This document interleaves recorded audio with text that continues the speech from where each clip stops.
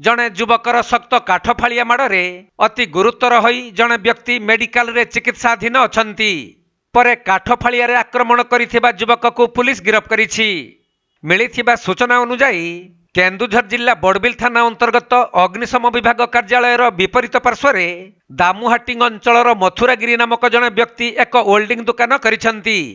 आउ बड़बिल आजाद बस्ती अंचल समीर खान नामक जणे युवक तांको होल्डिंग दुकान रे काम करुथुवा बेले दोहिंक भितरे टंका पाई मनांतर लागि रहिथिला। जेउथिपाई समीर खान सहित मथुरागिरींकर बचसा हेबा परे ताहा उग्र रूप धारण करिथिला। तेणु एही समय रे हठात समीर खान एक शक्त काठ साहाय्य रे मथुरागिरींक मुंड पछपटे जोर रे आघात देबारु से तळे पड़ी जाइथिले। परे तांकु उद्धार करी प्रथमे बड़बिल गोष्ठी स्वास्थ्य केन्द्र या परे भुवनेश्वर स्थित सोम हॉस्पिटल को निया जाइथिले भी तांको अवस्था अति संकटापन्न थिबा जणा पड़िछि। सेपटे बड़बिल पुलिस एही घटनार तदंत करी अभियुक्त समीर खान को गिरफ्त करी कोर्ट चालान करिबा सहित जेल हाजत को पठाई दैछंती।